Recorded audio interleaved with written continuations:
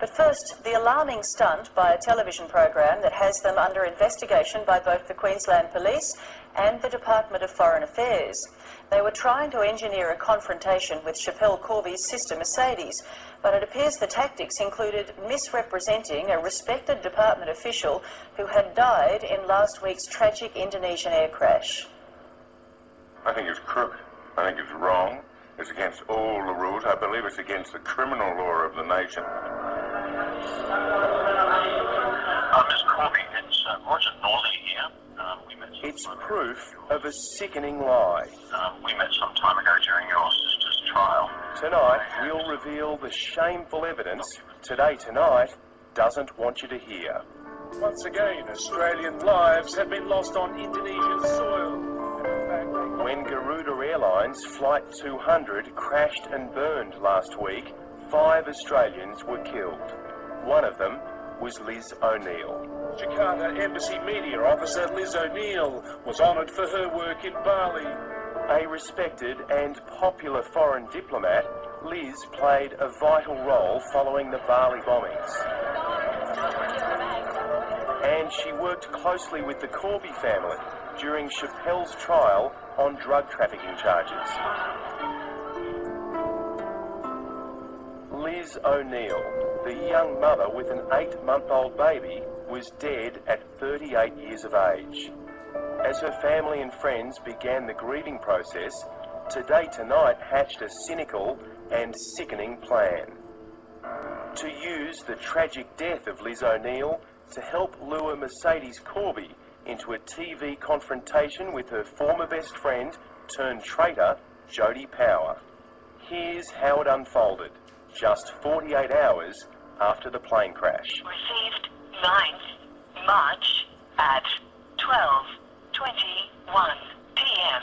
Ms. Corby, it's Roger Norley here. We met some time ago during your sister's trial. I have some documents that have been given to me. Some of them are rather confidential. I would like to pass them on to you as soon as possible. They've been given to me to pass on to you directly. I would wonder if you could give me a call back at your earliest convenience on 041 777 8569. The message was a hoax. Today Tonight was setting the bait for Mercedes Corby. I've landed at Coolangatta Airport. I'll be on the coast for the afternoon, and then I have to fly down to Sydney. So I would like to hand these documents over to you. I think you may find them of some interest. They've been given to us by a mutual contact in Bali. So I look forward to your call. Mercedes was suspicious and didn't return the call. But the mystery man called back a few hours later, claiming he was from the Department of Foreign Affairs. He said he had a bombshell which would help Schapelle. Following that fraudulent phone call, Mercedes spoke to journalist and author Catherine Bernella. On Friday night I got an emotional call from Mercedes. She said she just had a call from a guy from the Department of Foreign Affairs who had documents that had come from the husband of Liz O'Neill, who had died in the Garuda plane crash, and that they could very much help Schapelle. It was a most disgraceful tactic. Today Tonight prepared to dishonour the dead to strengthen their trap for Mercedes Corby. The following day came the text messages.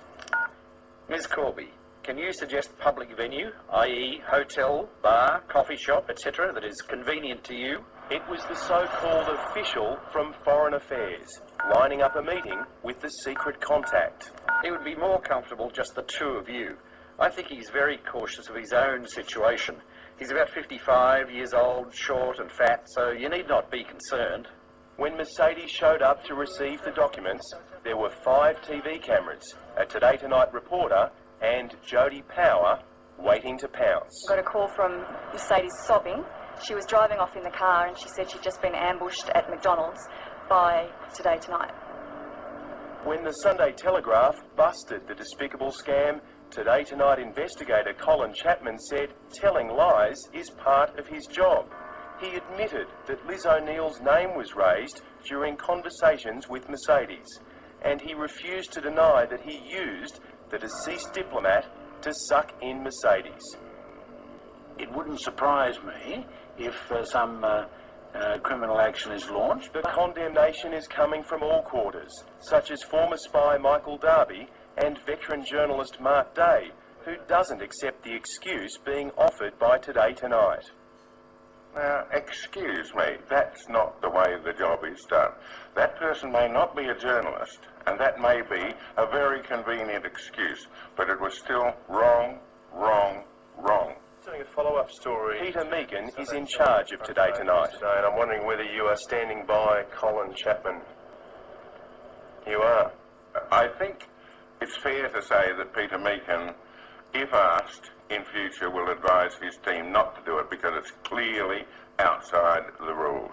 But there's no rule book for basic human dignity. So what has she done to deserve this? Would you believe the Today Tonight reporter who confronted Mercedes Corby after she'd been lured to the dodgy meeting on the back of Liz O'Neill's good name was the same reporter who covered the plane crash 2 days earlier that took her life? None of us can pretend to know what it was like during the final minutes aboard this ill-fated flight. All right? Yeah, thank you. Good job. She should not be remembered as somebody whose honourable name was misused by some bludgers. Ben Fordham with that story. If you've had any dealings with that private investigator, Colin Chapman, we'd like to know about it.